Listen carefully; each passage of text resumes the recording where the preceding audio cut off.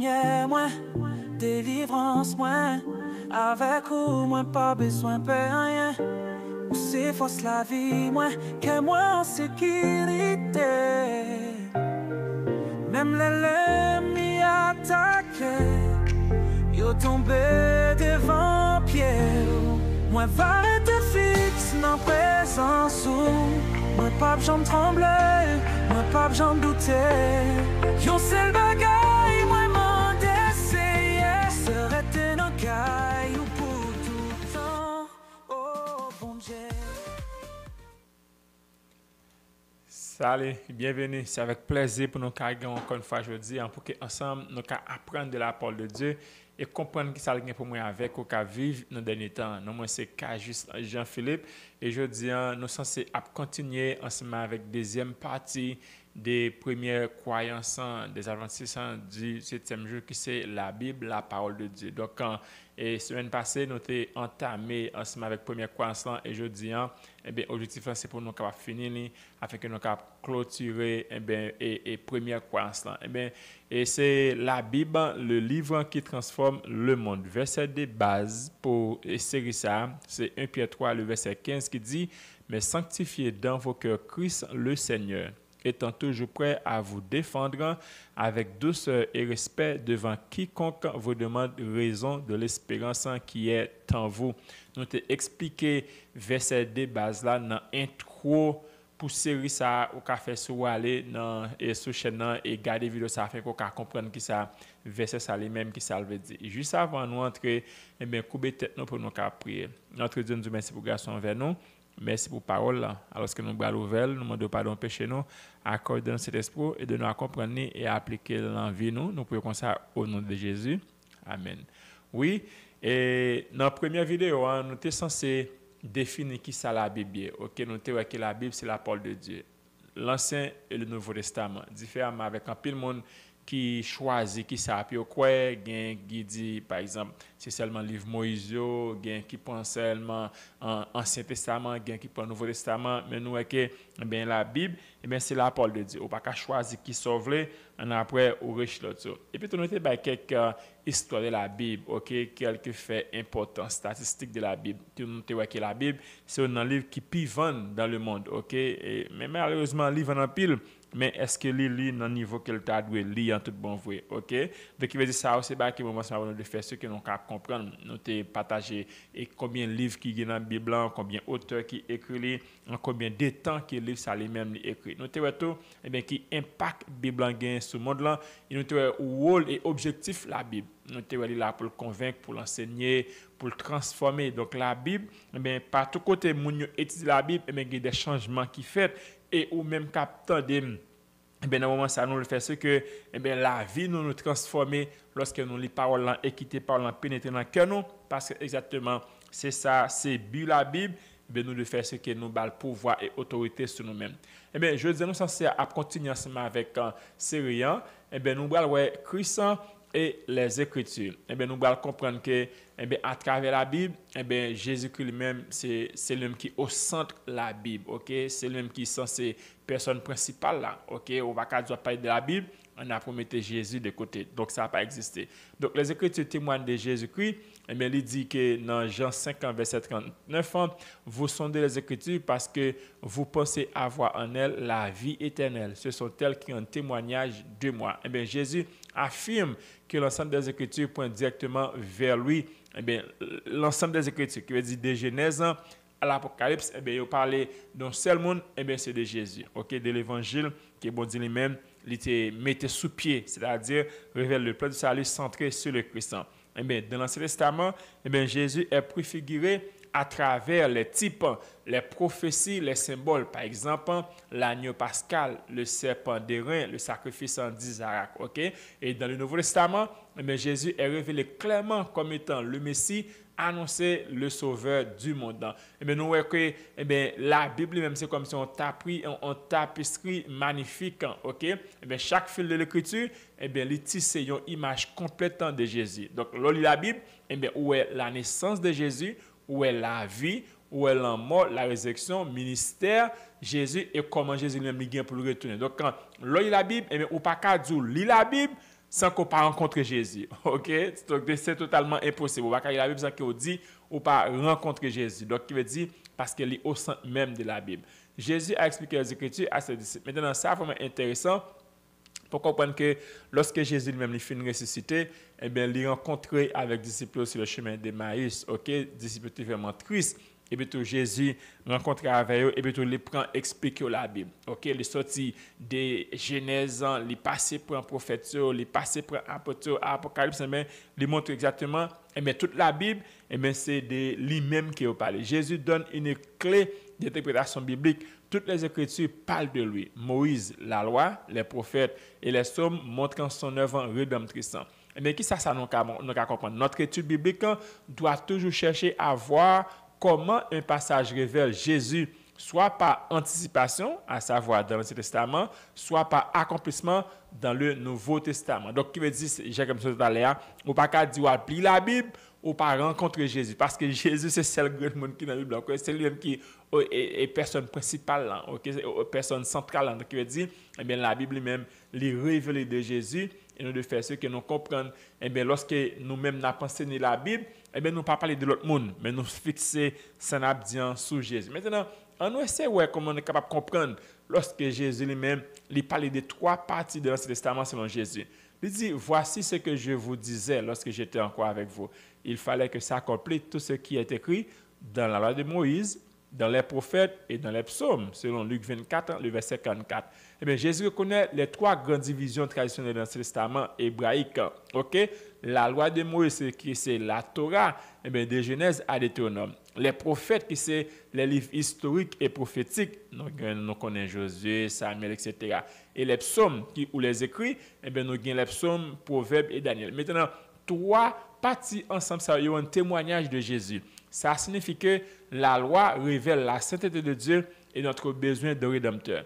Les prophètes ils ont annoncé la venue du Messie, mission et souffrance et règne futur, et les psaumes et les écrits, eh bien, ils ont exprimé l'expérience intérieure du croyant et prophétisant la souffrance et la gloire du Christ. Donc, il veut dire pour montrer que à travers trois sphères, ça, eh bien, ils sont censés centrer sur Jésus et ils ont enseigné et montré qui mon Jésus est et qui ministre et comment eh bien, lui-même était gain pour venir et accomplir mission. Donc, lorsque nous lisons la Bible, eh bien, nous voyons que la Bible t'a annoncé et comment Jésus t'a venu, qui veut dire des prophéties qui t'ont annoncé la naissance de Jésus, des prophéties qui annonçaient l'amour de Jésus.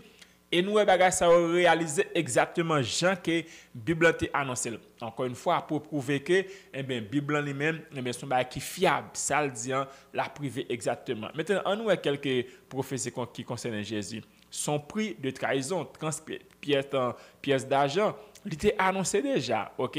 Ses paroles à la croix, paroles ont été annoncées déjà. Sa résurrection, son règne éternel. Conclusion, eh bien, Christ est tout et en tout, selon Colossiens 3, le verset 11.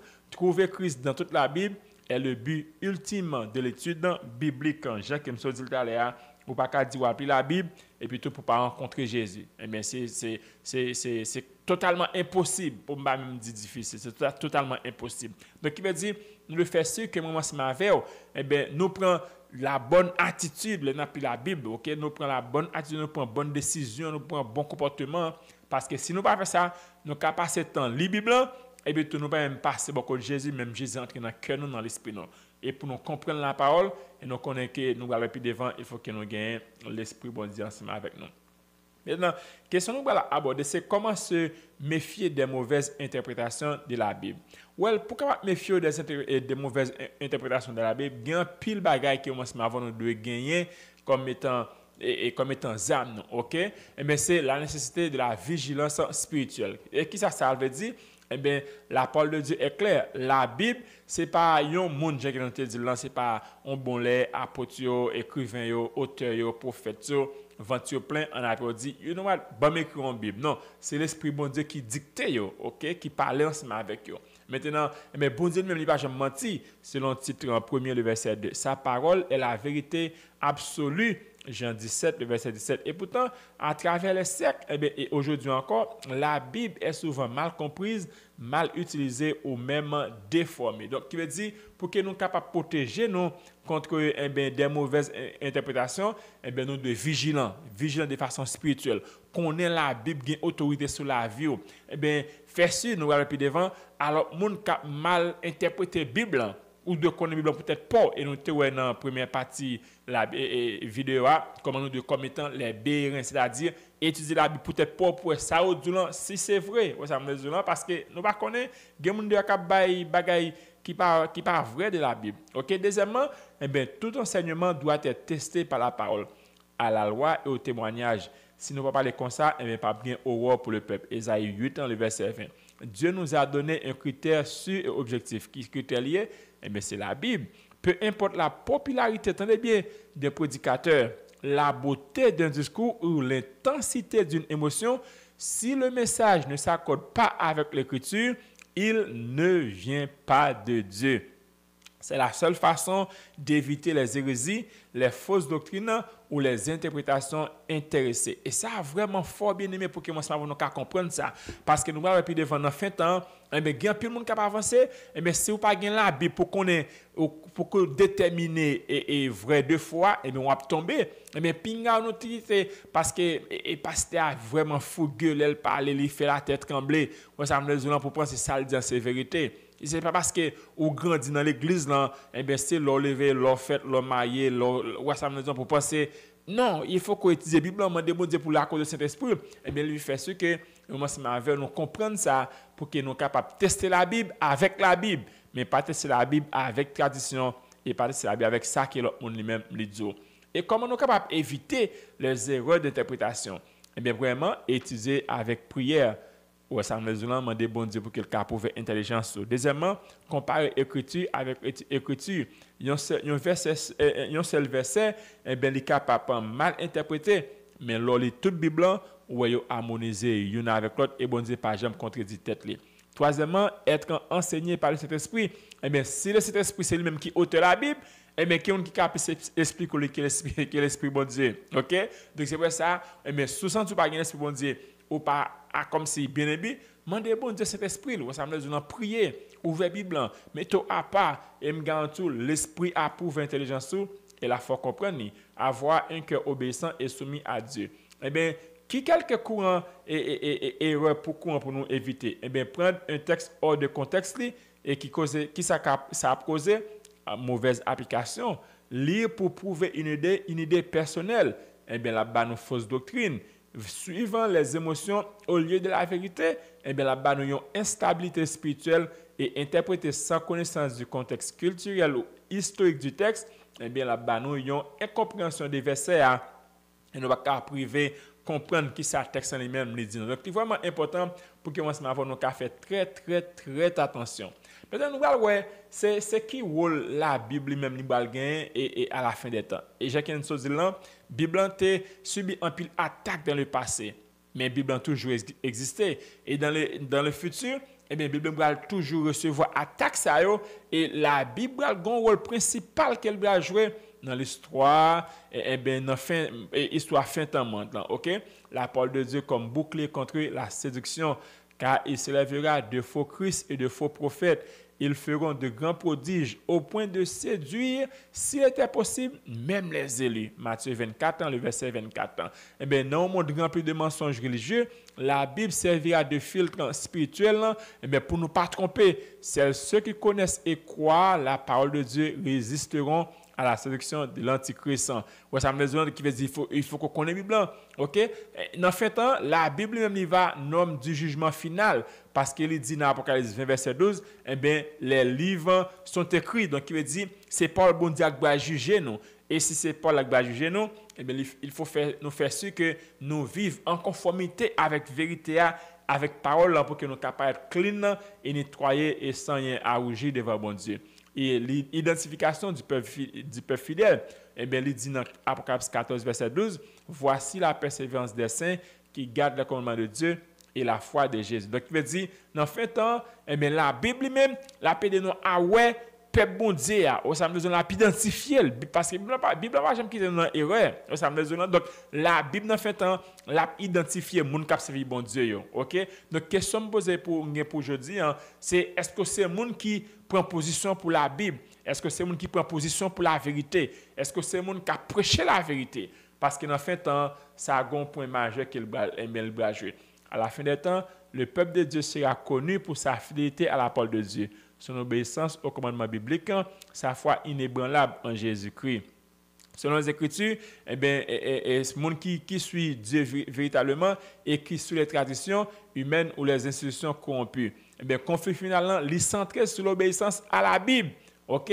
Et conflit, ça l'a proposé. Ceux qui suivent la Bible par l'Esprit de Dieu et ceux qui suivent les traditions, les miracles trompeurs ou les lois humaines. Et donc, pour montrer que, dans fin de temps, c'est la Bible qui a comme une ligne de démarcation entre les gens qui disent servir bon Dieu et les gens qui observent bon Dieu. Entre les gens qui croient dans la parole bon Dieu et les gens qui ne croient pas dans la parole bon Dieu. Et nous connaissons bien chacun dit là, dans fin de temps, a pile mauvaise interprétation. Satan a déchaîné, mais il faut faire ce qui moi pour que nous comprenions et tactique et manœuvre, il faut nous connaître la Bible, il faut nous connaître la parole de Dieu. Et la Bible, qui nous dit là, il a subi un pile attaque, OK? Attaque physique. Par exemple, en tenté de détruire la Bible par la force, nous avons l'empereur Dioclétien en l'an 303 qui lançait une persécution violente contre les chrétiens. Il a ordonné puis brûler toute la Bible et puis brûler et détruire toute l'église. Et je dis, la Bible a survécu. Et aujourd'hui, la Bible, c'est le livre qui pipe terre pour montrer que, ça bon Dieu mette sous terre, la valasse pas capoter l'aller. Les hommes qui ont campé contre la parole de Dieu, mais il a toujours été fort. Il faut que faire ce moment, nous prenons défense Bible, nous prenons défense parole, parce que c'est la parole vivante de Dieu. Attaque doctrinale, déformer son message. Comment on fait ça? En plaçant l'autorité biblique par la tradition humaine, en ajoutant ou supprimant des doctrines non fondées sur l'Écriture, en enseignant des idées contraires au commandement de Dieu. Et nous avons une attaque intellectuelle aussi. La Bible est mise en cause par la science ou la critique. Et en pile monde qui soit disant intellectuel, qui soit disant scientifique, qui ça dit? Il dit la Bible, ils sont mythes. OK? Il dit la Bible contredit la science. Il dit la Bible son série de nectar et grand monde dans temps primitif, n'est pas dans 21e siècle encore. Ça veut dire pas appliqué, pas important.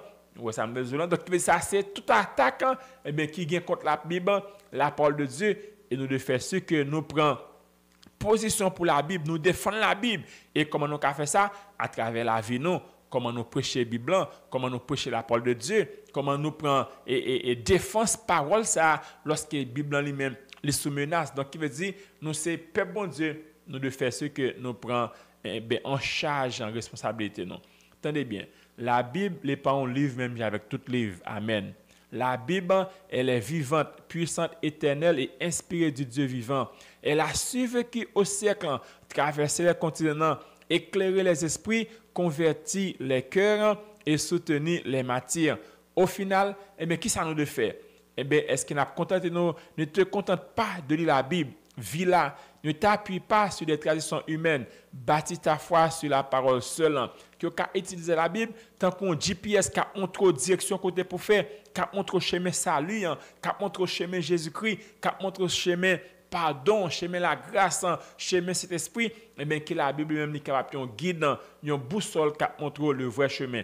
Et surtout, quitter la Bible à transformer, car c'est un livre qui change les vies, un livre qui relève le Sauveur. Pour finir, là où la Bible est ouverte, les ténèbres reculent. Là où les crus, les cœurs sont changés, et là où elle est vécue, Dieu est glorifié. Bien-aimé, c'est comme ça que je comprends, ou du moins ça je voulais expliquer.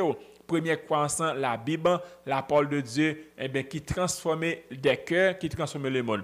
Qui ça qui me dit, qui m'a dit, qui ça qui me te dit, qui m'a pas dit, qui question gain, qui me pas répondre, fais soumettre dans le commentaire et comme ça a jailli en pile l'idée. Juste avant de finir, prions le Seigneur. Notre Dieu nous merci pour grâce envers nous, merci pour parole là. On va aider nous à appliquer les et mettre dans l'application dans vie nous et ça va aider nous dans relation avec vous, relation une avec l'autre. Pardonnez les péchés nous prions comme ça au nom de Jésus. Amen. Merci pour écouter. Bonne étude et à la prochaine.